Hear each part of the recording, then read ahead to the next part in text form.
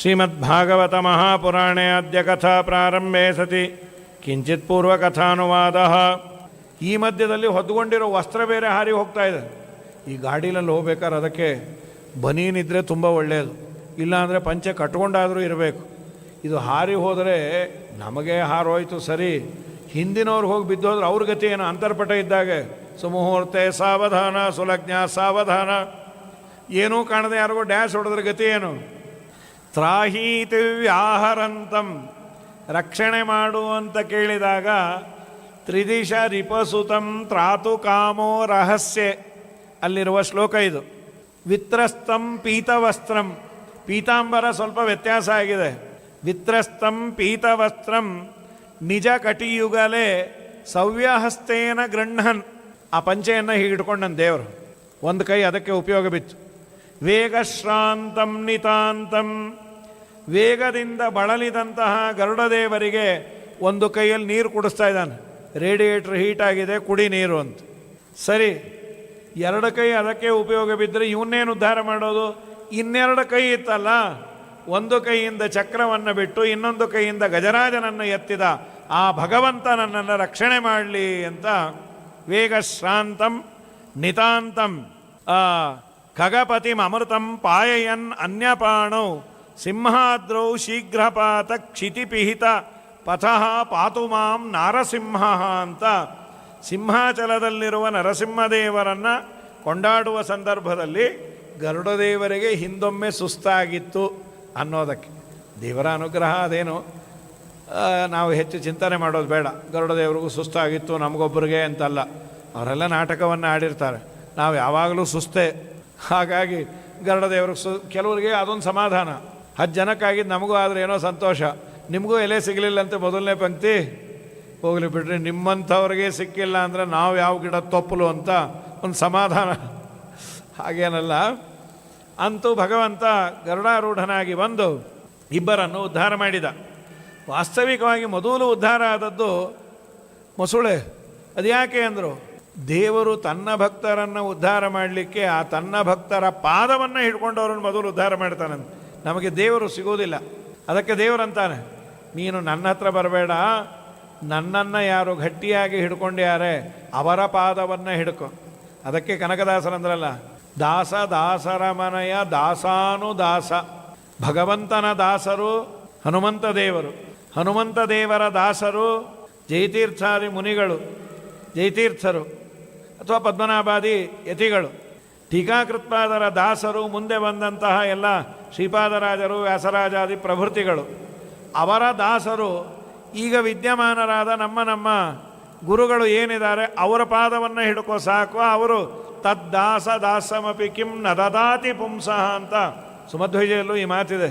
ನಿನಗೆ ದೇವರು ಸಿಗೋಲ್ಲ ಅಂತ ಬೇಜಾರು ಮಟ್ಕೋಬೇಡ, ದೇವರನ್ನು ಆರಾಧನೆ ಮಾಡುವ ಜ್ಞಾನಿಗಳ ಪಾದಾರವಿಂದಗಳನ್ನು ಗಟ್ಟಿಯಾಗಿ ಹಿಡ್ಕೋ, ನಿನ್ನನ್ನು ಉದ್ಧಾರ ಮಾಡ್ತೇನೆ ಅಂತ. ಆದಮೇಲೆ ಅವರಿಬ್ಬರು ಕೈ ಮುಗಿದ್ಯಾರೆ. ಯಾರಿವರಿಬ್ಬರು ಅಂದಾಗ ಅವರ ಹಿಂದಿನ ಕಥೆಯನ್ನು ಹೇಳ್ತಾರೆ. ಅವರಿಬ್ಬರು ಒಬ್ಬ ದೇವಲರು ಅನ್ನೋ ಋಷಿಗಳನ್ನು ಆಟ ಆಡಿಸಬೇಕು ಅಂತ ಗಂಧರ್ವರು ಇವರು, ಹಾ ಹಾ ಹೂ ಹೂ ಅಂತ. ಒಬ್ಬ ಆನೆ ಆದ, ಇನ್ನೊಬ್ಬ ಮೊಸಳೆ ಆದ.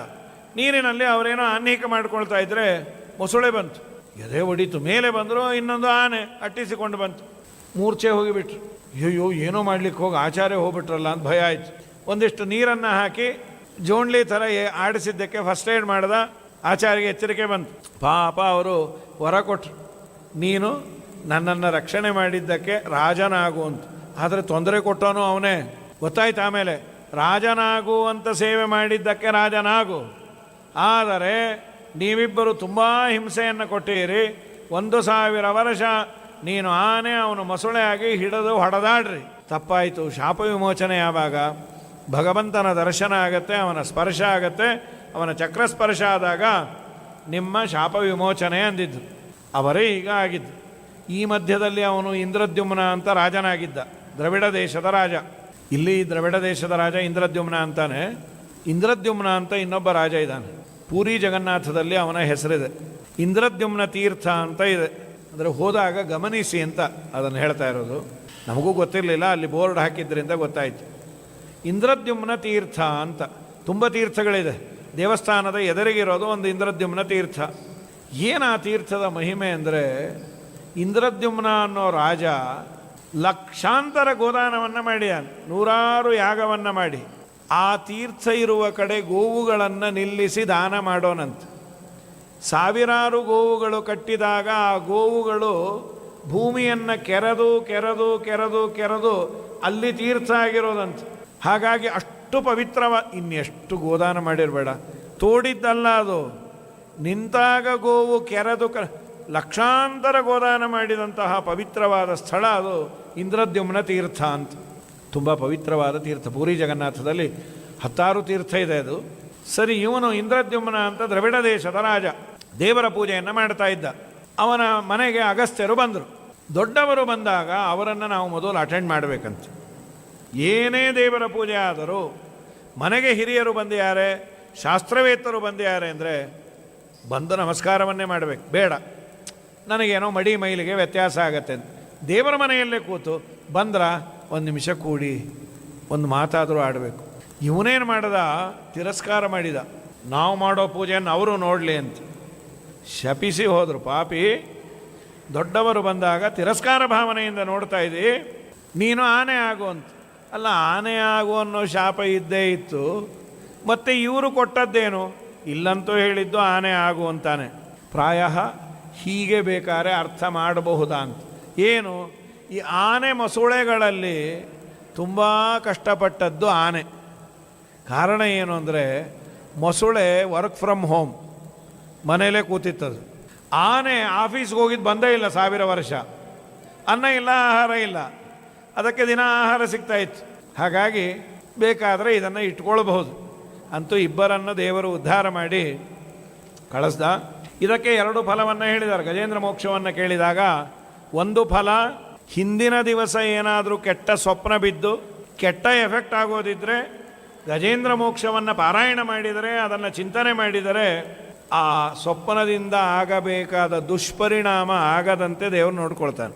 ದಿನ ಬೆಳಗ್ಗೆ ಹೇಳೋದು ಒಳ್ಳೆಯದು, ಯಾಕೆಂದರೆ ಕೆಟ್ಟ ಕೆಟ್ಟ ಸ್ವಪ್ನವೇ ಬೀಳೋದೀಗ. ಇನ್ನು ಪ್ರಾಣ ಹೋಗೋ ಸಂದರ್ಭದಲ್ಲಿ ದೇವರು ತನ್ನ ಸ್ಮರಣೆಯನ್ನು ಕೊಡ್ತಾನೆ ಅಂತ. ಇದಲ್ಲದೆ ಒಂದು ಆಧ್ಯಾತ್ಮಿಕ ಚಿಂತನೆಯನ್ನು ಹೇಳ್ತಾರೆ. ಏನದು? ತ್ರಿಕೂಟ ಪರ್ವತ ಅಂದರೆ ನಮ್ಮ ದೇಹ ಅಂತ. ಯಾಕೆ ತ್ರಿಕೂಟ ಪರ್ವತ? 3ರಿಂದ ನಿರ್ಮಿತವಾದ ದೇಹ, ಸತ್ವಗುಣ, ರಜೋಗುಣ, ತಮೋಗುಣ.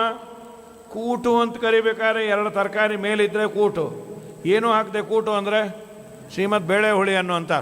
ಹಾಗಾಗಿ ತ್ರಿಕೂಟ ಪರ್ವತ ಅಂದರೆ ಸತ್ವರಜಸ್ತಮೋ ಗುಣಗಳಿಂದ ನಿರ್ಮಿತವಾದ ಈ ದೇಹ ತ್ರಿಕೂಟ ಪರ್ವತ. ಇಲ್ಲಿರುವ ಆನೆ ಯಾವುದು? ಆ ಜೀವನೇ ಆನೆ. ನಾವೆಲ್ಲ ಏನು ಈ ದೇಹದಲ್ಲಿದ್ದೇವಲ್ಲ, ನಾವೆಲ್ಲ ಆನೆನೇ. ನಾವಿಳಿಯುವ ಸರೋವರ ಯಾವುದು? ಸರೋವರ ಅಲ್ಲ, ಸಂಸಾರ ಸಮುದ್ರ ಅಂದರು. ಇಲ್ಲಿ ನಮ್ಮನ್ನು ಹಿಡ್ಕೊಂಡಿರೋ ಮೊಸಳೆ ಯಾವುದು?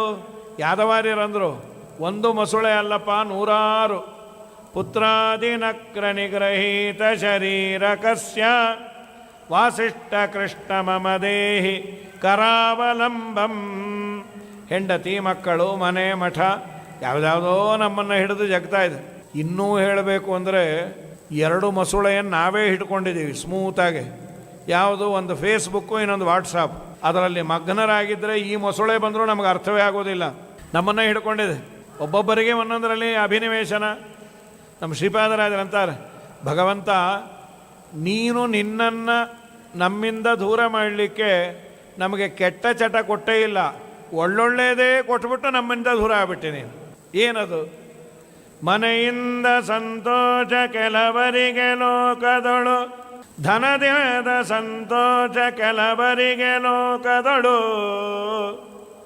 ವನಿತೆಯಿಂ ಸಂತೋಷ ಕೆಲವರಿಗೆ ಲೋಕದೊಳು, ಸುತನಿದ ಸಂತೋಷ ಕೆಲವರಿಗೆ ಲೋಕದೊಳು, ಇನಿತು ಅವರವರ ಸಂತೋಷ ಅವರಿಗಾಗಲಿ, ನಿನ್ನ ನೆನೆವ ಸಂತೋಷ ಎನಗಾಗಲಿ ರಂಗವಿಠಲ. ದೇವರ ವ್ಯಾಪಾರ ಎಷ್ಟು ನೋಡಿ. ಒಳ್ಳೆ ಮನೆ ಕೊಟ್ಟ ಅಂದರೆ ಒಂದೊಂದೇ ಬಿಡ್ತಾ ಬರ್ತೀವಿ. ಮನೆಯಲ್ಲಿ ಮೊದಲು ಶ್ರಾದ್ದ ಪಕ್ಷ ಊಟ ತಿಂಡಿ ಮಾಡಿಸ್ತಾ ಇವತ್ತು ಶ್ರಮ ಇದೆ, ಖರ್ಚಾಗತ್ತೆ, ಅದು ಬೇರೆ. ಶ್ರಮ ಖರ್ಚು ಅನ್ನೋ ದೃಷ್ಟಿಯಿಂದ ಬಿಟ್ಟರೆ ಪರವಾಗಿಲ್ಲ, ಮನೆ ಹಾಳಾಗತ್ತೆ ಅಂತ ಕೆಲವರು ಎಂಥ ಪೈಂಟು ನೆಲ, ಅದಕ್ಕೆ ನಾನು ಮನೇಲಿ ನಾನೇ ಊಟ ಮಾಡಲ್ಲ, ಆಚೆ ಬಂದು ಮಾಡ್ತೀನಿ ಅಂದ. ಏನು ಮಹಾನುಭಾವನೋ. ಮನೆಯಿಂದ ಸಂತೋಷ ಕೆಲವರಿಗೆ. 24 ಗಂಟೆ ಒರಸು ಸಾರಸು ಗುಡಿಸು. ಈ ನಮ್ಮ ಅವರದೊಂದು ಸುಳಾದಿ ಇದೆಯಲ್ಲ, ಒಂದು ಕೈಯಲ್ಲಿ ಖಡ್ಗ, ಒಂದು ಕೈಯಲ್ಲಿ ಹಲಿಗೆ ಇದ್ದಾಗೆ, ಒಂದು ಕೈಯಲ್ಲಿ ಪರಕೆ, ಒಂದು ಕೈಯಲ್ಲಿ ಬ್ರಷ್ಷು. ಅದು ಮನೇನ ಅದು ನೀಟಾಗಿ ಇಟ್ಟಿದ್ದ, ನೆಲದಲ್ಲಿ ಮುಖ ಕಾಣೋದು. ಯಾವುದೋ ಆಚಾರ ಬಂದಂದರು, ಏನಿಟ್ಟು ಚಲೋ ಇದೆ ಮನೇಲಿ. ಅವನು ಹೇಳ್ದ, ನಿಜ ಹೇಳ ಅಂತ. ನಿಜಾನೇ ಹೇಳಿ, ನಿಮ್ಮಂಥ ಆಚಾರನ ಒಳಗೆ ಬಿಟ್ಟಿಲ್ಲ ಅಂದ ಅವನು. ಅಂದರೆ ಕೊಳಕು ಮಾಡೋದು ಗ್ಯಾರಂಟಿ ಅದು. ಅವರಂದರು, ಅಲ್ಲಪ್ಪ ಮತ್ತು ಗೃಹ ಪ್ರವೇಶ ಏನು ಮಾಡಿದೆ ಆಚಾರ ಇಲ್ಲದೆ? ಅವ್ರಿಗೆಲ್ಲ ಮಠಕ್ಕೆ ಬರೆಸಿದ್ದೆ ಅಂದ. ಅದು ಮಠ ಪ್ರವೇಶ ಆಯಿತು, ನಿನ್ನ ಮಠಕ್ಕೆ ಇಷ್ಟ ಹಾಕ. ಗೃಹ ಪ್ರವೇಶ ಏನಾಯ್ತದು? ಮನೆ ಅಂತ ಕರಿಬೇಕಾದ್ರೆ 4 ಜನ ತಿಂದು ಉಂಡು ಹರಿಸ್ಬೇಕ್ರಿ. ಬಂದು ಬಳಗ ಬಿಟ್ಟು ನೆಂಟ ನ್ಯಾತಕೆ ಬಂದ ಚೀತಿಗನ್ನವಿಕ್ಕದ ಸದನ ವ್ಯಾತಕೆ ಕಂದರನ್ನು ಮಾರುತಿಪ್ಪ ತಂದೆಯಾತಕೆ ಹಿಂಸೆಯನ್ನು ಪಡಿಸುವಂತ ಅರಸನ್ಯಾತಕೆ ಮಧ್ವಮತವ ಪೊಂದದವನ ಭಕುತಿಯಾತಕೆ. ವಿಜಯದಾಸರನ್ನೋದು, ಮನೆ ಅಂತಾಗಬೇಕಾದ್ರೆ 4 ಜನ ತಿಂದು ಹರಿಸಿ ಹೋದರೆ ನೆಮ್ಮದಿ ಶಾಂತಿ ಇರುತ್ತೆ. ಗೋಡೆ ಬಾಗಲೆಲ್ಲ ನಮಗೆ ಆನಂದ ಕೊಡೋದು. ಮನೆಯಿಂದ ಸಂತೋಷ ಕೆಲವರಿಗೆ ಲೋಕದಳು. ಗೋಡೆ ಉರುಕೋಮಲ್ಲ ಕೆಲವರು, ಕಪ್ಪಾಗತ್ತೆ ಅಂತ. ಮತ್ತು ಬೆನ್ನೋವು ಬಂದರು, ಮಧ್ಯಾಹ್ನ ಕೂತಿರ್ತೀನಿ ಜಾಸ್ತಿ ಆಗಿದೆ. ಅಲ್ಲೋ ಗೋಡೆ ಕಪ್ಪಾದ ನಿನ್ನ ಸ್ವಂತ ಮನೆ ಅಲ್ಲ, ಅಯ್ಯೋ ಪೇಂಟ್ ಜಾಸ್ತಿ, ಕಪ್ಪೆ ಹೊಡೆಸ್ಬಿಡು. ಒಬ್ಬರಿಗೆ ಅಡುಗೆ ಮತ್ತು ಹೋಮ ಮಾಡಿ ಕಪ್ಪಾಗಿತ್ತು, ಅವರು ಆ ರೂಮ್ಗೆ ಕರಿ ಪೇಂಟ್ ಹೊಡೆಸ್ಬಿಟ್ಟಾರು, ಸ್ವಾಮಿಯೇ ಶರಣಮಯ್ಯಪ್ಪ ಅಂತ. ನಿನ್ನ ಸುಖಕ್ಕಿಲ್ಲದೆ ಇರೋದು ಕಟ್ಕೊಂಡು ಏನು ಸಾಯ್ತಿ? ಮನೆಯಿಂದ ಸಂತೋಷ ಕೆಲವರಿಗೆ ಲೋಕದಳು, ಧನದಿಂದ ಇವೆಲ್ಲ ಟೂಲ್ಸ್. ಸಾಧನ ಇದೆ ಅಂತ ಸಂತೋಷ ಪಡೋದಲ್ಲ, ಸಾಧನದಿಂದ ನೀನೇನಾದರೂ ಸಾಧಿಸಬೇಕು. ನನ್ನ ಮನೆಯಲ್ಲಿ ಪುಸ್ತಕ ಇದೆ, ಪುಸ್ತಕ ಬಿಡಿ. ನಮ್ಮ ಮನೆಯಲ್ಲಿ ಕಾರಿದೆ, ಕಾರು ಸಂತೋಷ ಅಲ್ಲ, ಕಾರಲ್ಲಿ ಓಡಾಟ ಸಂತೋಷ ಅಷ್ಟೇ. ಕಾರಿದೆ, ಏನು ಮಾಡ್ತೀರಿ? ನಮ್ಗೆ ಓಡ್ಸೋಕ್ಕೆ ಬರಲ್ಲ, ಡ್ರೈವರ್ ನಾವು ಹೇಳಿದಾಗ ಅವನು ಬರಲ್ಲ. 2 ಕಾಸು ದಿವಸ ಬರ್ತಾನೆ, ಅಮ್ಮವರೇ ಹೋಗೋಣವ ಅಂತ. ವೈಕುಂಠಕ್ಕೆ ಹೋಗ್ಬೋದು ಅಷ್ಟೇ ಅಪ್ಪ, ನಮ್ಮ ಕೈಲಾಗಲ್ಲ ಅಂತ ತೊಗೊಂಡು ಏನು ಮಾಡಬೇಕು? ಇದ್ದ ಪದಾರ್ಥವನ್ನು ನಾನು ಬಳಸಿಲ್ಲ ಅಂತಾದರೆ ಪ್ರಯೋಜನ ಏನೇ? ತನಗಿಲ್ಲದ ವಸ್ತು ಎಲ್ಲಿದ್ದಾರೇನು, ತನ್ನ ಮನಕ್ಕೆ ಬಾರದ ಹೆಣ್ಣು ಮೆಚ್ಚಿ ಬಂದರೇನು ಅಂತ ಪುರಂದರದಾಸರಂತಾರೆ. ಸೊ ಇವೆಲ್ಲ ಸಾಧನಗಳು, ಸಾಧಿಸಬೇಕೇನಾದರೂ. ಹಾಗಾಗಿ ದೇವರು ಎಲ್ಲ ಕೊಟ್ಟು ಅವನಿಂದ ದೂರ ಮಾಡಿಬಿಡ್ತಾನೆ. ತ್ರಿಕೂಟ ಪರ್ವತ ಅಂದರೆ ನಮ್ಮ ದೇಹ, ದೇಹದಲ್ಲಿರೋ ಜೀವನೇ ಆನೆ, ನಾವಿಳಿದಿರುವ ಸರೋವರವೇ ಸಂಸಾರ ಸಮುದ್ರ, ಇಲ್ಲಿ ಹಿಡ್ಕೊಂಡಿರೋ ಮೊಸಳೆ ಅಂದರೆ ಹೆಂಡತಿ ಮಕ್ಕಳು. ದೇವರೇ ನೀನೇ ಕೈಕೊಟ್ಟು ಮೇಲೆತ್ತು, ಪುತ್ರಾದಿ ನಕ್ರ ನಿಗ್ರಹೀತ ಶರೀರ ಕಸ್ಯ ವಾಸಿಷ್ಠ ಕೃಷ್ಣ ಮಮದೇಹಿ ಕರಾವಲಂಬಮ್ಮನ್. ಗಜೇಂದ್ರ ಮೋಕ್ಷವನ್ನು ಹೇಳಿ ಆದ ಮೇಲೆ ಮುಂದೆ ಚಾಕ್ಷುಷ ಮನ್ವಂತರ. ಚಾಕ್ಷುಷ ಮನ್ವಂತರದಲ್ಲಿ ವಿಶೇಷವಾಗಿ ರೈವತ ಅಂತ 5ನೇದು, 6ನೇದು ಚಾಕ್ಷುಷ. ಚಾಕ್ಷುಷ ಮನ್ವಂತರದಲ್ಲಿ ಆದ ಘಟನೆ ಅಂದರೆ ಸಮುದ್ರ ಮಥನ. ಅದು ಯಾಕೆ ಏನು, ಸಮುದ್ರವನ್ನು ಯಾಕೆ ಮಥನ ಮಾಡಿದ್ದು? ಸ್ವದತ್ತಮಾಲಂ ಭುವಿಪಾತನೇನ, ದೂರ್ವಾಸರು ಒಂದು ಮಾಲೆಯನ್ನು ಇಂದ್ರದೇವರಿಗೆ ಕೊಟ್ಟು, ಆ ಇಂದ್ರದೇವರು ಮಾಲೆಯನ್ನು ವಾಸನೆ ನೋಡಿ, ದೇವರ ನಿರ್ಮಾಲ್ಯ ಅದು, ವಾಸನೆ ನೋಡಿ ಅದನ್ನು ಆನೆ ಮೇಲಿಟ್ಟರು. ಆನೆ ತಲೆ ಅಲ್ಲಾಡಿಸಿ ಕೆಳಗೆ ಹಾಕಿ ತುಳಿದಿಟ್ಟು ಬಿಡ್ತು. ದೇವರ ನಿರ್ಮಾಲ್ಯವನ್ನು ಎಂದು ತುಳಿಬಾರದು, ದಾಟಬಾರದು, ತುಂಬ ಬೆಲೆ ಇದೆ ಅದು. ದೇವರ ನಿರ್ಮಾಲ್ಯವನ್ನು ರುದ್ರದೇವರು ಬಂಗಾರದ ಹರಿವಾಣದಲ್ಲಿ ತಲೆ ಮೇಲೆ ಇಟ್ಟುಕೊಂಡು ನಾವು ನಲಿತಾರೆ ಅಂತ. ನಾವೆಲ್ಲ ನಿರ್ಮಾಲ್ಯವನ್ನು ತೆಗಿಬೇಕಾದ್ರೆ ಈ ಮಂತ್ರವನ್ನಂತೂ ಹೇಳ್ತೀವಿ. ತೆಗೆದ ಎಲ್ಲನ ಹಾಕಲಿ. ಕೃತಾಂಜಲಿ ಪುಟಾಯ ಸಸ್ತ್ರೀಕಾಯ ಸಲಕ್ಷಣಾಯ ಶಂಕರಾಯ ನಮಃ ತನ್ಮಸ್ತಕೆ ಭೂಂಭುವೆ ನಮಃ ಇತಿ ಸುವರ್ಣಪಾತ್ರಂ ವಿಚಿಂತ್ಯ ತತ್ರ ನಿರ್ಮಾಲ್ಯಂ ವಿಸರ್ಜೇತ್. ಹಿಂದಿನ ದಿವಸ ಏರಿಸಿದ ದೇವರ ಮೇಲೆ ಇದ್ದ ಹೂ ತುಳಸಿ ಇದನ್ನು ತೆಗೆದು ಹಾಕಬೇಕಾದರೆ ಅನುಸಂಧಾನ ಏನು ಅಂದರೆ, ತಲೆ ಮೇಲೆ ರುದ್ರದೇವರು ಬಂಗಾರದ ಹರಿವಾಣವನ್ನು ತರ್ತಾರಂತೆ. ಇದು ನನ್ನ ತಾತನ ನಿರ್ಮಾಲ್ಯದ ಮಹತ್ವ ನನಗೆ ಗೊತ್ತು. ಯಾಕೆ ಅಂದರೆ ದೇವರ ಪಾದದಿಂದ ಬಂದ ಗಂಗೆಯನ್ನು ನಾನು ತಲೆಯ ಮೇಲೆ ಧಾರಣೆ ಮಾಡಿದ್ದಕ್ಕೆ ಗಂಗಾಧರನಾದೆ, ಶಿವನಾದೆ. ಯಶೌಚ ನಿಸ್ಸೃತ ಸರಿತ್ ಪ್ರವರೋಧಕೇನ ತೀರ್ಥೇನ ಮೂರ್ಧ್ಯದಿ ಧೃತೇನ ಶಿವೋಭೂತ್. ರುದ್ರದೇವರಿಂದ ಧಾರಣೆ ಮಾಡಲ್ಪಡುವ ಪವಿತ್ರವಾದ ಪದಾರ್ಥ ಅನ್ನೋದಕ್ಕೆ ಹರಿಯು ಮೂಡಿದ ಹೂವುಗಳ ಹರಿವಾಣದಲ್ಲಿಟ್ಟುಕೊಂಡು ಹರ್ಷದಿಂದ ಹಾಡಿ ಪಾಡಿ ಕುಣಿದು ಚಪ್ಪಾಳಿ ಕೂತ ಡಂಗೂರಾವ ಸಾರಿ ಹರಿಯ ಡಿಂಗಾರಿಗರೆಲ್ಲರೂ ಭೂಮಂಡಲಕ್ಕೆ ಪಾಂಡುರಂಗ ವಿಠ್ಠಲನೇ ಪರದೈವನೆಂದು. ಇತ್ತೀಚೆಗೆ ನಾವು ನೀವೆಲ್ಲ ಲೈವು ನೋಡಿದ್ದೇವೆ, ಯೂಟ್ಯೂಬಲ್ಲೂ ನೋಡಿದ್ದೇವೆ. ಮಹಾಗುರುಗಳು ಸತ್ಯಾತ್ಮತೀರ್ಥ ಶ್ರೀಪಾದಂಗಳವರು ಏಕಾದಶಿ ದಿವಸ ಹರಿವಾಣ ಸೇವೆಯನ್ನು ಮಾಡಬೇಕಾದ್ರೆ ಪ್ರದಕ್ಷಿಣೆ ಬರೋರು ಇಂಟಲೆಕ್ಚುಯಲ್ ಆಗ್ತಾ ಇದ್ದಾರೆ.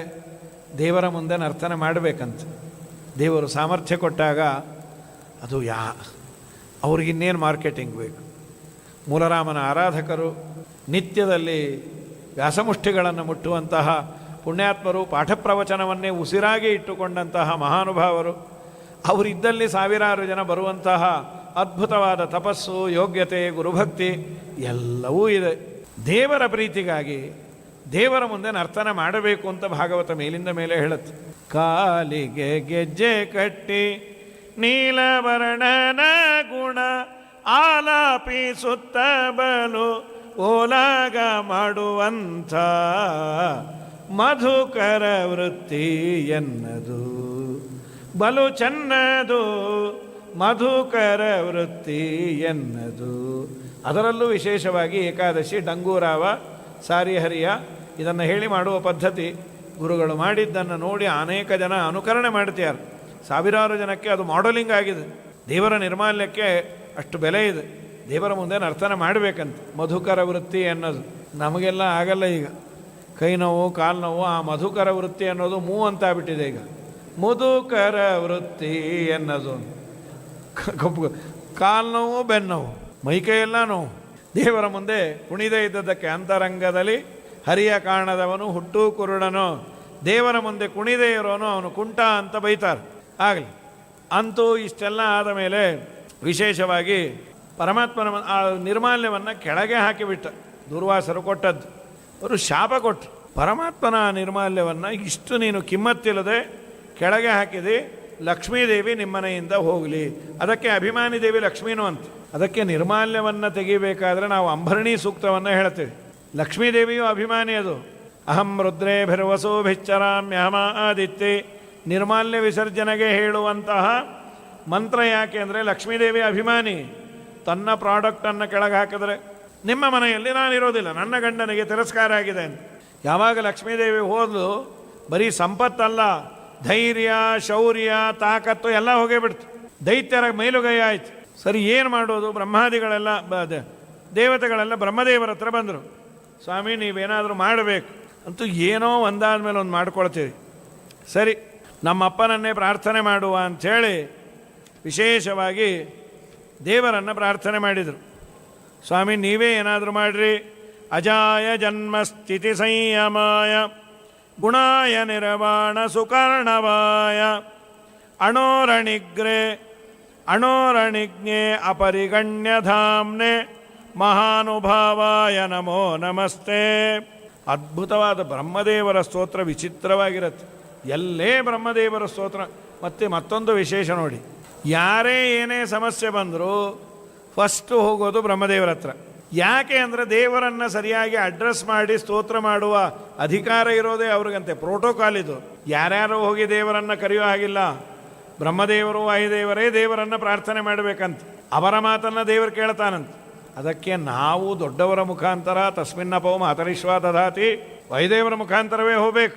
ಉನ್ನತ ಪ್ರಾರ್ಥಿತ ಅಶೇಷ ಸಂಸಾಧಕಂ ಸನ್ನತಾಲೌಕಿಕ ನಂದದ ಶ್ರೀಪದಂ ಭಿನ್ನಾಕರಮಾಶಯ ಪ್ರಾಣಿ ಸಂಪ್ರೇರಕಂ ತನ್ನ ಕಿನ್ನೇತಿ ವಿದ್ವತ್ಸು ಮೀಮಾಂಸಿತಂ ಪ್ರೀಣಯಾಮೋ ವಾಸುದೇವಂ ದೇವತಾಮಂಡಲಾಖಂಡಮಂಡನಂ ಪ್ರೀಣಯಾಮೋ ವಾಸುದೇವಂ. ದೇವರನ್ನು ಸ್ತೋತ್ರ ಮಾಡೋಣ ನಾವೆಲ್ಲ. ನಯಸ್ಯ ವದ್ಯೋ ನ ಚ ರಕ್ಷಣೀಯ. ದೇವರಿಗೆ ಇವನನ್ನು ರಕ್ಷಣೆ ಮಾಡಬೇಕು, ಇವನನ್ನು ವಧೆ ಮಾಡಬೇಕು, ಇದ್ಯಾವುದೂ ಇಲ್ಲ. ಅವರವರು ಮಾಡಿದ ಕರ್ಮಕ್ಕೆ ಸರಿಯಾಗಿ ಶಿಕ್ಷೆಯನ್ನು ಕೊಡ್ತಾನೆ. ನಯಸ್ಯ ವದ್ಯೋ ನ ಚ ರಕ್ಷಣೀಯೋ ನೋಪೇಕ್ಷಣೀಯ ಧರಣೀಯ ಪಕ್ಷ ಅತಾಪಿ ಸರ್ಗಸ್ಥಿತಿ ಸಂಯಮಾರ್ಥಂ ದತ್ತೇ ರಜಸ್ಸತ್ವತಮಾಂಸಿ ಕಾಲೇ. ಜಗತ್ತಿನ ಸೃಷ್ಟ್ಯಾದಿಗಳನ್ನು ನೋಡಿಕೊಳ್ಳಲಿಕ್ಕೆ ಆ ಕಾಲದಲ್ಲಿ ಏನೇನು ಬೇಕೋ ಆ ತರಹದ ವ್ಯಾಪಾರವನ್ನು ಮಾಡ್ತಾನೆ. ಅಯಂತು ತಸ್ಯ ಸ್ಥಿತಿಪಾಲನ ಕ್ಷಣ ಸತ್ವಂ ಜುಷಾಣಸ್ಯ ಭವಾಯ ದೇಹಿನಾಂ ತಸ್ಮಾತ್ ವ್ರಜಾಮಃ ಶರಣಂ ಜಗದ್ಗುರುಂ ಸ್ವಾನಾಂ ಸನೋ ದಾಸ್ಯತಿ ಶಂಸುರಪ್ರಿಯ. ದೇವರು ರಕ್ಷಣೆಯನ್ನು ಮಾಡುವ ಕಾಲ ಬದಗಿದೆ. ಸತ್ವಗುಣವನ್ನು ತೆಗೆದುಕೊಂಡ್ಯಾನೆ. ಶಂಸುರಪ್ರಿಯ, ಅವನು ಸುರಪ್ರಿಯನೂ ಹೌದು, ಸುಖವನ್ನು ಕೊಡ್ತಾನೆ. ನಾವೆಲ್ಲ ದೇವರಲ್ಲಿ ಹೋಗಿ ಪ್ರಾರ್ಥನೆಯನ್ನು ಮಾಡುವ ಅಂಥೇಳಿ ಮೊದಲು ಚೆನ್ನಾಗಿ ಸ್ತೋತ್ರ ಮಾಡಿದಾಗ ದೇವರಂದ, ನಿನ್ನ ಅಪೇಕ್ಷೆ ನನಗೆ ಗೊತ್ತಾಯಿತು. ಹಂತ ಬ್ರಹ್ಮನ್ನಹೋ ಶಂಭೋ ಹೇ ದೇವ ಮಮ ಭಾಷಿತಂ ಶೃಣುತ. ಕೆಲವು ಮಾತು ಹೇಳ್ತೀನಿ ಕೇಳ್ರಿ ಅಂದ ದೇವರು. ಹೇಳು ಸ್ವಾಮಿ, ನಿಮ್ಮ ಇದೆಲ್ಲ ಸಂಪತ್ತೆಲ್ಲ ಅಪಹಾರ ಆಗಿದೆ ಅಲ್ಲ, ನೋಡ್ರಿ ನೀವೆಲ್ಲ ಹೋಗಿ ಅಮೃತವನ್ನು ಪಾನ ಮಾಡಬೇಕು. ಮಂಥರ ಪರ್ವತವನ್ನು ಹಾಕಿ ಅಮೃತವನ್ನು ತಯಾರು ಮಾಡಬೇಕು, ಚೆನ್ನಾಗಿ ಕಡಿಬೇಕು ಸಮುದ್ರವನ್ನು. ಇವರೆಲ್ಲ ಅಂದರು, ಸಮುದ್ರನ ಕಡಿಯೋದು ಅಂದರೆ ಏನು ಸ್ವಾಮಿ? ಮೊಸರು ಕಡಿಲಿಕ್ಕೆ ಕಡಗೋಲು ತಿರುಗಿಸಿದ್ರೆ ಕೈ ನೋವು ಅಂತಾರೆ ಮನೆಯವರು. ಸಮುದ್ರವನ್ನೆಲ್ಲ ಕಡಿಯೋದು ಮಾಡೋದು ಕೈಲಾಗಲ್ಲ. ದೇವರಂದ, ನೀವು ದೈತ್ಯರನ್ನು ಕನ್ಸಲ್ಟ್ ಮಾಡಿ, ಅವರೊಂದು ಕಡೆ ನೀವೊಂದು ಕಡೆ ಚೆನ್ನಾಗಿ ಜಗ್ಬೋದು. ಅವರಿಂದಲೇ ಉಪದ್ರವ ಅಂದರೆ ನೀವು ಹೋಗಿ ಅವರನ್ನೇ ಕನ್ಸಲ್ಟ್ ಮಾಡು ಅಂದರೆ ಆಗಬೇಕಲ್ಲ. ನಮ್ಮ ದೇಶಕ್ಕೆ ಮೇಲಿಂದ ಮೇಲೆ ತೊಂದರೆ ಕೊಡೋರು ಅಂದರೆ ಪಕ್ಕದ ದೇಶದವರು, ಒಂದು ತಾಲಿಬಾನು, ಇನ್ನೊಂದು ಆ ಪಕ್ಕ ಚೈನಾ, ಇಬ್ಬರು ಸೇರಿ ಉಪದ್ರವ ಕೊಡ್ತಾ ಇರ್ತಾರೆ. ಯಾರೋ ಬಂದು ಹೇಳಿದ್ರು, ಆ ಕಡೆಯಿಂದ ತಾಲಿಬಾನು ಈ ಕಡೆಯಿಂದ ಚೈನಾದವರು ಉಪದ್ರವ ಕೊಡ್ತಿದ್ದಾರೆ, ಏನು ಮಾಡೋಣ? ನೀವೇನು ಕಾಳಜಿ ಮಾಡಬೇಡ್ರಿ, ಅವರಿಗೆ ನಾವು ಉಪದೇಶ ಮಾಡಬೇಕು. ಈ ಸಲ ಪ್ರೋಷ್ಠಪದಿ ಭಾಗವತದಲ್ಲಿ ಅವರನ್ನಿಬ್ಬರನ್ನು ಕೂಡಿಸಿ ಭಾಗವತ ಉಪದೇಶ ಮಾಡಿ ಕೃಷ್ಣನ ಮಹಾಮಹಿಮೆ ಕೇಳಿ ಅವರು ಜೈ ಜಯ ರಾಮ ಹರೇ ಅಂತ ಕುಣಿತಾರೆ. ದೇವರಾಣೆ ಕುಣಿಯಲ್ಲ. ಮಂಗಳದ ದಿನ ಪುರಾಣ ಹೇಳಿದ ಆಚಾರನೆ ಕೊಂದು, ಯಾಕೆಂದರೆ ಅದು ಮುಗಿದ ಮೇಲೆ ಶುರುವಾಗೋದೇ ಪಿತೃಪಕ್ಷ. ಗರುಡ ಪುರಾಣ ಹೇಳೇ ಹೋಗ್ತಾರವ್ರು. ಅವ್ರು ಎಂದೂ ಒಳ್ಳೆಯವರಾಗೋದಿಲ್ಲ. ಹಾಗೆ ದೈತ್ಯರು ಅವ್ರನ್ನೋಗಿ ನಾವು ಕರೆಯೋದು ಮಾಡೋದು. ದೇವರಂದ, ತಲೆ ಹರಟೆ ಮಾಡಬೇಡ್ರಿ, ನಾ ಹೇಳೋದು ಕೇಳ್ರಿ. ಅರಯೋಪಿ ಸಂದೇಯ ಸತಿ ಕಾರ್ಯಾರ್ಥ ಗೌರವೇ ಅಹಿಮೂಷಿಕವದ್ದೇವಾ ಹ್ಯರ್ಥಸ್ಯ ಪದವೀಂ ಗತೈ. ಕಾರ್ಯವಾದಿ ಕತ್ತೆ ಕಾಲು ಕಟ್ಟೋ, ಕೆಲಸ ಆಗ್ಬೇಕಾದ್ರೆ ಅವ್ರ ಕಾಲು ಹಿಡೀರಿ. ಒಂದು ಅಹಿಮೂಷಿಕ ನ್ಯಾಯ ಅಂತ ಅದನ್ನು ಬರೀತಾರೆ ಟಿಪ್ಪಣಿಕಾರ ಸತ್ಯಧರ್ಮರು, ಇನ್ನೂ ಎಲ್ಲರಿಗೆ. ಬರೀ ನ್ಯಾಯ ಅಂದರೆ ಈ ಕಾಲದಲ್ಲಿ ಗೊತ್ತಿರೋದಿಲ್ಲ. ಈ ಹಾವಾಡಿಗ ಬುಟ್ಟಿಯಲ್ಲಿ ಹಾವನ್ನು ಹಾಕ್ಕೊಂಡು ಊರೆಲ್ಲ ಆಡಿಸೋನು. ನಾವು ಸಣ್ಣವರಿದ್ದಾಗ ಅಲ್ಲಲ್ಲೇ ಹಾವು ಆಡಿಸೋದು, ಪುಂಗಿ ಓದೋದು. ಈಗ ಅದು ಯಾವುದಿಲ್ಲ. ಪಾಪ ಹಾವು ಒಂದೇ ಕಡೆ ಕೂತು ಕೂತು ಕೂತು ಸಾಕಾಗಿ ಹೋಗಿತ್ತು. ಆಚೆ ಬರಬೇಕು ಅಂತ ಬುಟ್ಟಿ ಗಟ್ಟಿಮುಟ್ಟಿಯಾಗಿತ್ತು, ಆಗ್ತಾ ಇರಲಿಲ್ಲ. ಹಾವು ಬದುಕಬೇಕಾದ್ರೆ ಅದಕ್ಕೊಂದಿಷ್ಟು ಆಹಾರ ಬೇಕು, ಏನೋ ಹಾಕಿರೋನು. ಒಂದಿನ ಒಂದು ಬದುಕಿರೋ ಇಲಿ ಹಾಕಿಟ್ಬಿಟ್ಟ. ಏನು ಆನಂದ ಆಯಿತೋ ಹಾವಿಗೆ ಆ ಇಲಿನ ನೋಡಿ. ಅಂತೂ ನಾನು ಹೊರಗೆ ಹೋಗೋ ಕಾಲ ಹತ್ತಿರ ಬಂದಿದೆ, ಇಲಿಗೆ ಎದೆ ಒಡೆದಿದೆ, ಇನ್ನು 10 ನಿಮಿಷಕ್ಕೆ ನನ್ನ ವೈಕುಂಠ ಸಮಾರಾಧನೆ ಅಂತ. ಈ ಹಾವು ಕೆಲಸ ಆಗಬೇಕು. ಆ ಬುಟ್ಟಿಯನ್ನು ದೊಡ್ಡದಾಗೆ ರಂಧ್ರ ಮಾಡಿಸ್ಕೋಬೇಕಾಗಿತ್ತು. ಇಲಿನ ಒಳ್ಳೆತನವಾಗಿ ಮಾತಾಡಿಸ್ತು. ಮೂಷಿಕರಾಯರೇ ಚೆನ್ನಾಗಿದ್ದೀರಾ? ಅದಕ್ಕೆ ಏನು ಆನಂದ ಆಯಿತು. ಚೆನ್ನಾಗಿದೆ ನಾಗರಾಜರಾಯರೇ ಅಂತ. ಅಲ್ಲ, ನೀವು ನಾನು ತಿನ್ನಲ್ಲ? ನಾನು ಮೊನ್ನೆ ಬುದ್ಧ ಪೂರ್ಣಿಮಾ ದಿವಸ ಓತ್ ತೊಗೊಂಡೇನು, ಅಹಿಂಸಾ ಪರಮೋ ಧರ್ಮ. ಏನು ಆನಂದ ಆಯಿತು. ಅಂತೂ ನಾನೇನು ಮಾಡೋದಿಲ್ಲ. ಇಲ್ಲ ನಿಮ್ಮ ಸುದ್ದಿಗೆ ಬರಲ್ಲ. ಕೆಲಸ ಆಗ್ಬೇಕಾದ್ರೆ ಸ್ವಲ್ಪ ಹೊಗಳ್ಬೇಕು. ಏನು ಹೊಗಳ್ತು ಅಂದರೆ ಬಾ ಬಾ ಬಾ ಬಾ ನಿಜವಾಗಲೂ ನಿಮ್ಮನ್ನು ನೋಡಿದ್ರೆ ಆನಂದ ಆಗತ್ತೆ. ಎಷ್ಟು ಮುದ್ದಾಗಿದೆ ನಿಮ್ಮ ಹಲ್ಲು. ಒಂದು ದಿನ ಉಜ್ಜಲ್ಲ, ಆದರೂ ಶಾರ್ಪು. ನಿಜವಾದ ಸೆಕ್ಯುಲರ್ ಅಂದರೆ ನೀವೇ. ಎಲ್ಲರ ಬಟ್ಟೆನೂ ಕಚ್ಚತ್ತೆ. ಪಂಡಿತರು, ಪಾಮರರು, ಸಾಮಾನ್ಯರು. ಧಾವಳಿ ಕಚ್ಚತ್ತೆ, ಮಡಿ ಕಚ್ಚತ್ತೆ, ಹೊಸ ಪಂಚೆ ಕಚ್ಚತ್ತೆ, ಹಳೆ ಪಂಚೆ, 9 ಗಜದ ಸೀರೆ, 6 ಗಜದ ಸೀರೆ, ಯಾವ ತಾರತಮ್ಯವೂ ಇಲ್ಲ. ಎಷ್ಟು ಮುದ್ದ ಕಚ್ಚಿರುತ್ತೆ ಅಂದರೆ ಅದು ಹುಟ್ಟಿರಬಾರ್ದು, ಬಿಟ್ಟಿರಬಾರ್ದು. ಅಷ್ಟು ತೂತು ಹಾಕಿ ಹೊಟ್ಟೋಗಿರುತ್ತೆ. ಅಪ್ಪಿ ತಪ್ಪಿ ಇವನ ಮನೆಗೆ ವಾಪಸ್ ಬಂದರೆ ಇವನಿಗೆ ಡೌಟ್, ಇದು ನಮ್ಮನೆ ಇಲಿ ಕಚ್ಚಿದ್ದೋ ಅಥವಾ ಅವ್ರ ಮನೆಯದೋ ಅಂತ.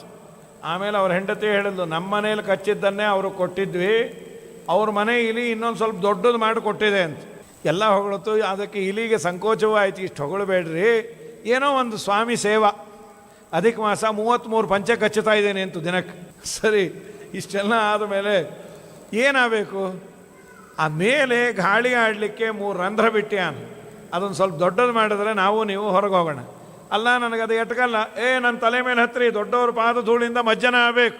ಹಾವಿನ ತಲೆ ಮೇಲೆ ಹತ್ತಿ ರಂಧ್ರವನ್ನು ಕೊರೆದು ಬಾಯಿ ಮುಚ್ಕೊಂಡು ಹೋಗೋದು ಬಿಟ್ಟು ಇಲಿ ಮೊದಲು ಹಾವಿಗೆ ಹೋಗುವಂತ. ಅದು ಹೊರಗೆ ಬಂದು ಬುಟ್ಟಿಯಿಂದ ಇಲಿ ಕೇಳ್ತು, ಬರ್ಬೋದಾ ಅಂತ ಒಳಗೆ ಹೋಯ್ತದು. ಆಹಾರವೂ ಆಯಿತು, ಆಚೆನೂ ಬಂತು. ನೀವು ಹೀಗೆ ಮಾಡಿ ಅಯೋಗ್ಯರಲ್ಲಿ ಅಂತ ದೇವರು ಹೇಳ್ದ. ಸರಿ, ಅಮೃತೋತ್ಪಾದನೆ ಯತ್ನ ಕ್ರಿಯತಾಮವಿಲಂಬಿತಂ ಯಸ್ಯ ಪೀತಸ್ಯ ವೈ ಜಂತು ಮೃತ್ಯುಗ್ರಸ್ತೋ ಅಮರೋ ಭವೇತೆ. ಯಾವುದನ್ನು ಪಾನ ಮಾಡೋದ್ರಿಂದ ನಿಮಗೆ ಜನನ ಮರಣಗಳು ದೂರ ಆಗತ್ತೆ. ನಭೇತವ್ಯಂ ಕಾಲಕೂಟಾತೆ ವಿಷಾದ್ ಜಲದಿ ಸಂಭವಾತೆ. ಕಾಲಕೂಟ ವಿಷ ಬರುತ್ತೆ, ಭಯಪಡಬೇಡ್ರಿ. ಲೋಭಕ್ಕಾರ್ಯೋ ನವೋ ಜಾತು. ನೀವು ಎಂದೂ ಅದು ಬೇಕು ಇದು ಬೇಕು, ರೋಷ ಆವೇಶ ಕಾಮ ಏನು ಮಾಡಬೇಡಿ, ನಾ ಎಲ್ಲ ಇದನ್ನು ವ್ಯವಸ್ಥೆ ಮಾಡ್ತೇನೆ. ಇಷ್ಟೆಲ್ಲ ದೇವರು ಹೇಳ್ದ. ಏನೇನು ಮಾಡಬೇಕು? Bylaws, terms and conditions. ಅಮೃತ ಮಥನಕ್ಕೆ ಮಂದರ ಪರ್ವತವನ್ನು ತರಬೇಕು. ಅದನ್ನು ಕಿತ್ತಲಿಕ್ಕೆ ಆಗಲಿಲ್ಲ. ಬಂಗಾರದ ಪರ್ವತ ದೇವರೇ ಎತ್ತಿ ಕೊಟ್ಟ, ತಾನೇ ತಂದ. ಬೇಡ ಬೇಡ ಬೇಡ, ನಾವೇ ತೊಗೊಂಡು ಹೋಗ್ತೀವಿ, ಕ್ರೆಡಿಟ್ ನಿಂಗೆ ಯಾಕೆ ಅಂತ 4 ಜನ ಎತ್ತಿ ಅದನ್ನು ತೊಗೊಂಡು ಹೋಗೋ ಕಾಲಕ್ಕೆ ಬಿಟ್ಟರು ಗೋವಿಂದ ಎಲ್ಲರೂ. ಆಮೇಲೆ ಅಂದರು, ಸ್ವಾಮಿ ಆಗ್ತಾ ಇಲ್ಲ, ನಾ ಹೇಳೋದು ಬೇಡ ಅಂತ ಎಲ್ಲರನ್ನೂ ಬದುಕಿಸಿ ಗರುಡಾರೂಢನಾಗಿ ದೇವರೇ ಮಂದರ ಪರ್ವತ ತಂದು ಹಾಕ್ದ. ವಾಸುಕಿಯನ್ನು ಹಗ್ಗವನ್ನಾಗಿ ಮಾಡ್ಕೋಬೇಕು. ವಾಸುಕಿ, ನಿನ್ನ ಹಗ್ಗವಾಗಿ ಕೇಳ್ತಾ ಇದ್ದೀವಿ, ಬರ್ತೀಯಾ? ನಮಗೆಷ್ಟು ಪರ್ಸೆಂಟು ಅಂದ. ನಿಷ್ಕಾಮ ಕರ್ಮ ಮಾಡೋ, ನೀವು ಮಾತ್ರ ಸಕಾಮ ಮಾಡಿರಿ, ನಿಂಗೆ ನಿಷ್ಕಾಮ ಅವೆಲ್ಲ ಇಲ್ಲ, ಒಂದು 5% ಕೊಡ್ತೀವಿ ಬಾ. ಸರಿ, ವಾಸುಕಿಯನ್ನು ಸುತ್ತಿದಾರ. ಮಥನ ಪ್ರಾರಂಭ ಆಗಬೇಕು. ಮೂತಿ ಒಂದು ಕಡೆ, ಬಾಲ ಒಂದು. ದೇವರು ಮೂತಿಯನ್ನು ಹಿಡ್ಕೊಂಡ, ದೇವತೆಗಳೆಲ್ಲ ದೇವರ ಸೈಡು, ದೈತ್ಯರೆಲ್ಲ ಬಾಲದ ಕಡೆ. ದೈತ್ಯರಂದ್ರೆ ನಮಗೆ ಬೇಕಾಗಿಲ್ಲ, ನಾವು ಬಾಲಾಗಿಲ್ಲ ಹಿಡ್ಕೊಂಬಲ್ಲ, ಅದೆಲ್ಲ ಹೊಲಸದು.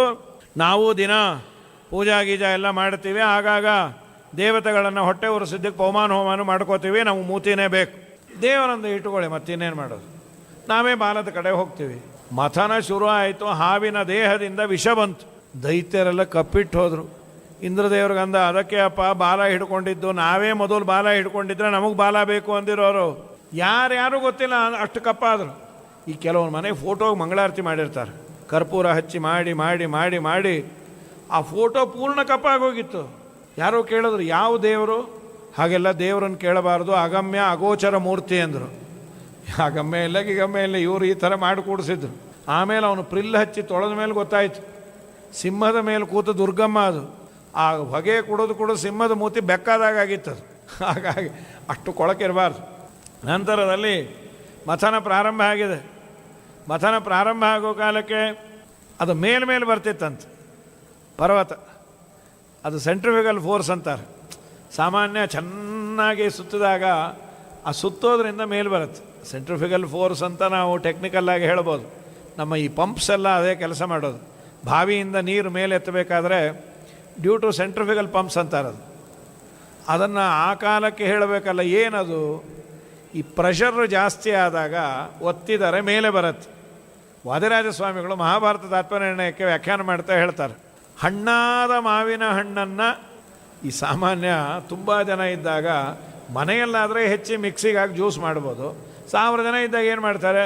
ಮಾವಿನ ಹಣ್ಣನ್ನು ಮೆತ್ತಗೆ ಮಾಡಿ ಪಾತ್ರೆಯಲ್ಲಿ ಅದನ್ನು ರಸವನ್ನು ಹಿಂಡ್ತಾರೆ. ಅದನ್ನು ಸ್ವಲ್ಪ ನ್ಯಾಕಬೇಕು. ಎಲ್ಲೋ ಮಾತಾಡ್ತಾ ನಿಮ್ಮದು ಫರಾಳಿಲ್ಲ ಆಗಲಿ ಅಂತ ಅವರು ಒತ್ತಿದ್ರು. ವಾಟೆ ಅವ್ರ ಮೂತಿಗೆ ಹೊಡೀತು, ರಸ ಇವ್ರ ಮೂತಿಗೆ ಹೊಡೀತು. ವಾಟೆ ವೆಲ್ಕಮ್ ಅಂದರು ಅವರು. ಅಂದರೆ ಗಟ್ಟಿಯಾಗಿ ಒತ್ತಿದಾಗ ಪ್ರೆಷರಿಗೆ ಆ ಪದಾರ್ಥ ಮೇಲೆ ಬಂದಂತೆ ಚೆನ್ನಾಗಿ ತಿಕ್ಕಬೇಕಾದ್ರೆ ಮೇಲೆ ಬರ್ತಿತ್ತು. ಅದಕ್ಕೆ ದೇವರೇನು ಮಾಡ್ದ? ಒಂದು ರೂಪದಿಂದ ಅದರ ಮೇಲೆ ಕೂತ, ಕೆಳಗೆ ಹೊಟ್ಟೋಯ್ತು. ಇವರೆಲ್ಲ ಅಂದರು ದೇವತೆಗಳು, ಅಮೃತ ಬರೋ ಹೊತ್ತು ನಾವೇ ಇರ್ತೀವೋ ಇಲ್ಲೋ ರೀ, ಒಂದ ಮೇಲೆ ಹೋಗುತ್ತೆ, ಒಂದ ಕೆಳಗೆ ಬರುತ್ತೆ. ಪಾಪ ಸುಸ್ತಾಗ್ಬಿಟ್ರು. ಅಷ್ಟೊತ್ತಿಗೆ ಮೇಲೆ ಬಂತು. ಮೇಲೆ ತಾನಾಗೆ ಬಂದದ್ದಲ್ಲ, ಕೂರ್ಮಾವತಾರವನ್ನು ತೆಗೆದುಕೊಂಡು ಕೂರ್ಮಾಕ್ರತೆ ತ್ವವತು ನರಮಾತ್ಮ ಪೃಷ್ಠಧೃತ ಭರಮಾತ್ಮ ಮಂಧರಗಿರೇ ಧರ್ಮಾವಲಂಬನ ಸುಧರ್ಮ ಸದಾ ಕಲಿತ ಶರ್ಮಾ ಸುಧಾವಿತರಣಾತ್ ದುರ್ಮಾನರವುಮುಖ ದುರ್ಮಾಯಿ ದಾನವ ಸುಮರ್ಮಾದಿ ಭೇದನ ಪಟೋ ಘರ್ಮಾರ್ಕ ಕಾಂತಿವರ ವರ್ಮಾ ಭವನ್ ಭುವನ ನಿರ್ಮಾಣ ದೂತ ವಿಕೃತಿ. ಹೇ ಕೂರ್ಮಾಕೃತಿ ಅವತು ನರ್ಮಣ ಆತ್ಮಪೃಷ್ಠಧೃತ 1,00,000 ಯೋಜನ ವಿಸ್ತಾರ ಕೂರ್ಮರೂಪಿ ಭಗವಂತನ ಬೆನ್ನಂತ. ಅದರ ಮೇಲೆ ಮಂದರ ಪರ್ವತ. ಅದನ್ನು ಹಾಕಿ ಕಡಿತಾ ಇದ್ದರೆ ಬುಡದಲ್ಲಿ ಶಾರ್ಪ್ ಎಡ್ಜಸ್ ಇತ್ತಲ್ಲ, ದೇವರ ಗತಿ ಏನು? ಏನಿಲ್ಲ, ಮೇನೆಂಗ ಕಂಡು ಏನಂ ಅಪ್ರಮೇಯ ತುರಿಸ್ತಾ ಇದ್ದಾಗಿತ್ತಂತೆ ಸ್ವಾಮಿಗೆ. ದೇವರಿಗೇನ್ರಿ? ಅದಕ್ಕೆ ಬೆನ್ನಲ್ಲಿ ಬೆಟ್ಟವ ಹೊರಸಿದವನ ಏನಾದರೂ ಕೋಪಗೊಂಡ್ಯ ಅನಾಯಾಸವಾಗಿ ದೇವರಿದ್ದಾನೆ, ಕಡಿತಾ ಇದ್ದಾರೆ. ಮತ್ತೆ ಪ್ರಾರಂಭ ಆಯಿತು ಮಥನ. ಹಾವಿನಲ್ಲಿ ಒಂದು ರೂಪದಿಂದ ಸೇರಿದ ದೇವತೆಗಳಲ್ಲಿ ದೈತ್ಯರಲ್ಲಿ ಎಲ್ಲರಲ್ಲೂ ಸೇರಿ ಮಥನ ಪ್ರಾರಂಭ ಆಗಿದೆ. ವಿಷ ಬಂದ್ಬಿಡ್ತು. ಏನು ಆ ವಿಷದ ಬಾಧೆಯಿಂದ ಉಸಿರಾಟ ಕಷ್ಟ ಆಗಿದೆ. ಪ್ರಜಾವೂಚು ದೇವದೇವ ಮಹಾದೇವ ಭೂತಾತ್ಮನ್ ಭೂತ ಭಾವನ ಪಾಯಿನ ಶರಣಾಪನ್ನಾನ್ ತ್ರೈಲೋಕ್ಯ ದಾನಾತ್ ವಿಷಾತ್. 3 ಲೋಕವನ್ನೇ ಸುಡುವ ಕಾಲಕೂಟ ವಿಷ ಬಂದಿದೆ, ದಯಮಾಡಿ ನಮ್ಮನ್ನು ಉದ್ಧಾರ ಮಾಡು. ವಾಸ್ತವಿಕವಾಗಿ ಇಲ್ಲಿ ವಾಯುದೇವರು ವಿಷವನ್ನು ಕೊಡಿದ್ರು ಅಂತ ಮೇಲು ನೋಟಕ್ಕೆ ತೋರಲ್ಲ, ಸತ್ಯಧರ್ಮರು ವ್ಯಾಖ್ಯಾನ ಮಾಡ್ಯಾರ. ಮೂಲ ಶ್ಲೋಕಕ್ಕೆ ವಾಯುದೇವರು ಕೊಡಿದ್ರು ಅಂತ. ಮಹಾಭಾರತ ತಾತ್ಪರ್ಯನಿರ್ಣಯದಲ್ಲಿ ಸಮುದ್ರ ಮಥನದ ಪ್ರಸಂಗ ಬಂದಾಗ ವೇದದಲ್ಲಿ ಹೇಳಿದೆ, ಕೇಶಿ ವಿಷಸ್ಯ ಪಾತ್ರೇಣ ಯದ್ರುದ್ರೇಣ ಪಿಬತ್ಸಃ. ಕೇಶಿ ಪ್ರಶಸ್ತ ಕೇಶವುಳ್ಳ ಅಥವಾ ಒಳ್ಳೆಯ ಸುಖಸ್ವರೂಪರಾದ ವಾಯುದೇವರು ಸಮುದ್ರ ಮಥನ ಕಾಲದಲ್ಲಿ ಬಂದಂತಹ ವಿಷವನ್ನು ಅವರು ಕುಡಿದದ್ದು ವಾಯುದೇವರು. ರುದ್ರದೇವರು ಕುಡಿದ್ರೋ ಇಲ್ಲೋ? ಅಪಿಬತ್ಸಹ, ರುದ್ರದೇವರ ಜೊತೆಯಲ್ಲೇ ಕುಡಿದ್ರು ಅಂತ. ಮತ್ತು ಜೊತೆಯಲ್ಲೇ ಕುಡಿದು ಅಂದರೆ ವಾಯುದೇವರು ಅಂತ ಮಾತ್ರ ಯಾಕೆ ಹೇಳ್ತೀರಿ? ಒಂದು ವ್ಯಾಕರಣದ ಒಂದು ನಿಯಮ ಇದೆ. ಏನಂದರೆ ಸಹಯುಕ್ತೆ ಅಪ್ರಧಾನೆ. ಜೊತೆಯಲ್ಲಿ ಕುಡಿದರು ಅಂದರೆ ಅಪ್ರಧಾನರು. ಅದಕ್ಕೆ ಎಕ್ಸಾಂಪಲ್ ಅಲ್ಲಿ ಕೊಟ್ಟದ್ದೇನು ಅಂದರೆ, ಗುರುಗಳ ಜೊತೆಯಲ್ಲಿ ಶಿಷ್ಯ ಬಂದಿರ್ತಾನೆ. ಗುರುಗಳನ್ನು ಕೇಳ್ತಾರೆ, ಗುರುಗಳೇ ಹೇಗೆ ಬಂದ್ರಿ? ನಮ್ಮ ಶಿಷ್ಯನ ಜೊತೆ. ಅಲ್ಲಿ ಶಿಷ್ಯ ಅಪ್ರಧಾನ. ಗುರುಗಳಿಗೆ AC ರೂಮ್ ಮಾಡಿದ್ರು. ಶಿಷ್ಯ ಕೇಳ್ದ, ನಮಗೆಲ್ಲಿ ರೂಮು? ನಿನ್ನ ಜನರಲ್ ಕಂಪಾರ್ಟ್ಮೆಂಟು, ಹಾಲಲ್ಲಿ ಜಮಖಾನ ಇದೆ, ಬಂದು ಬಿದ್ದುವ ನಮ್ಮ ಪಕ್ಕ ಅಂತ. ಸಹಯುಕ್ತ ಅಪ್ರಧಾನ. ಯದ್ಯಪಿ ವಾಯುದೇವರು ಕುಡ್ದದ್ದು, ಇಷ್ಟೇ ಅದರ ಅಭಿಪ್ರಾಯ. ಕಾಲಕೂಟಕ್ಕೆ ಅಭಿಮಾನಿ ಕಲಿಯನ್ನು ಜೀರ್ಣ ಮಾಡಿಕೊಳ್ಳುವಂತಹ ಜೀವ ಅಂದರೆ ಜೀವೋತ್ತಮರಾದ ವಾಯುದೇವರು.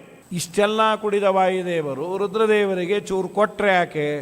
ಇಷ್ಟು ಕೊಟ್ಟದ್ದಂತೆ. ಮಹಾಭಾರತ ತಾತ್ಪರ್ಯದಲ್ಲಿ ಹೇಳೋದು, ಕಳ್ಳೆಬೇಳೆ ಅಷ್ಟು ಅದನ್ನು ಡೈಲ್ಯೂಟ್ ಮಾಡಿ ಕೊಟ್ಟದ್ದು. ಆ ಕಳ್ಳೆಬೇಳೆ ಅಷ್ಟನ್ನು ಯಾಕೆ ಕೊಡಬೇಕು? ವಾಯುದೇವರೇ ಕುಡಿಬಹುದಾಗಿತ್ತಲ್ಲ. ನಾಳೆ ದಿನ ಬೇರೆಯವರಿಗೆ ಅದರ ಇಂಟೆನ್ಸಿಟಿ ಏನು ಅಂತ ಗೊತ್ತಾಗೋದಿಲ್ಲ.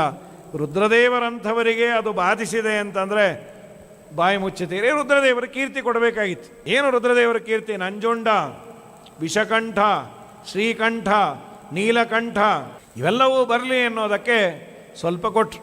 ಯದ್ಯಪಿ ವಾಯುದೇವರು ಕುಡಿದದ್ದು. ನಮ್ಮ ಮಧ್ವಾಚಾರ್ಯರು ಹುರುಳಿಯನ್ನು ತಿಂದಾಗ ಅವರ ಅಪ್ಪ ಅಮ್ಮ ತುಂಬ ಗಾಬರಿಯಾಗಿದ್ದರು. ಅಲ್ಲೊಂದು ಮಾತಂತಾರೆ ನಾರಾಯಣ ಪಂಡಿತಾಚಾರ್ಯ, ಯಸ್ಯ ತ್ರಿಲೋಕ ಜನನಿ ಜನನಿ ವಿಷೇಪಿ ಪೀತೇನ ವಿಸ್ಮಯಮವಾಪ ಸಮಸ್ತ ಶಕ್ತೇ. ಇವರ ನಿಜವಾದ ತಾಯಿ ಮಹಾಲಕ್ಷ್ಮೀ ದೇವಿ, ವಾಯುದೇವರ ತಾಯಿ. ವಾಯುದೇವರು ಮೂಲ ರೂಪದಲ್ಲಿ ವಿಷ ಕುಡಿದಾಗೂ ಇಷ್ಟು ಪ್ಯಾನಿಕ್ ಆಗಿಲ್ಲ. ಯಾರೋ ಬಂದು ಹೇಳಿದ್ರಂತೆ, ಅಮ್ಮ ಮಹಾಲಕ್ಷ್ಮೀ ದೇವಿ ಸಮುದ್ರ ಮಥನ ಮಾಡಿದಾಗ ವಿಷ ಬಂತು, ನಿಮ್ಮ ಮಗ 3 ಬಕೆಟ್ ವಿಷ ಕುಡಿದ್ರು. ಲಕ್ಷ್ಮೀದೇವಿ ಕ್ಯಾಶುಯಲ್ ಆಗಿ ಅಂದಂತ, ರಾತ್ರಿ ಉಪ್ಪಿಟ್ಟು ಕ್ಯಾನ್ಸಲ್ ಅಂತ. ನಮ್ಮ ಮಗನಿಗೆ ಅದು ಅರಗತ್ತೆ ಅಂತ. ರುದ್ರದೇವರಿಗೆ ಅದು ಇಲ್ಲಿ ನಿಲ್ತು. ಸತ್ಯಧರ್ಮ ತೀರ್ಥರು ಪದ್ಮಪುರಾಣದ ಒಂದು ಮಾತನ್ನು ಕೋಟ್ ಮಾಡ್ತಾರೆ. ರುದ್ರದೇವರು ವಿಷದ ಬಾಧೆಯನ್ನು ಪರಿಹಾರ ಮಾಡಿಕೊಂಡದ್ದು ಹೇಗೆ ಅಂತ ಪಾರ್ವತಿ ಕೇಳಿದಾಗ, ಪಾರ್ವತಿನ ಕೇಳಿದ್ರು, ಪಾರ್ವತಿ ಅದನ್ನು ವಿಷ ಬಂದಿದೆ ಕುಡಿಲ. ಅಲ್ರಿ ಅದು ಪಂಚಾಮೃತನ ಅಥವಾ ಏನು ಬಾದಾಮಿ ಹಾಲ ವಿಷ? ಅದು ಇಲ್ಲ, ಜಗತ್ತುಳಿಯತ್ತು, ಪಾನ ಮಾಡಿ ಅಂದರು. ಪಾನ ಮಾಡಿದರೆ ಅದರ ಬಾಧೆ ಹೇಗೋಯ್ತು? ಅಚ್ಯುತಾನಂತ ಗೋವಿಂದ ನಾಮೋಚ್ಚಾರಣ ಭೇಷಜಾತೆ ನಶ್ಯಂತಿ ಸಕಲ ರೋಗಾ ಸತ್ಯಂ ಸತ್ಯಂ ವದಾಮ್ಯಹಂ.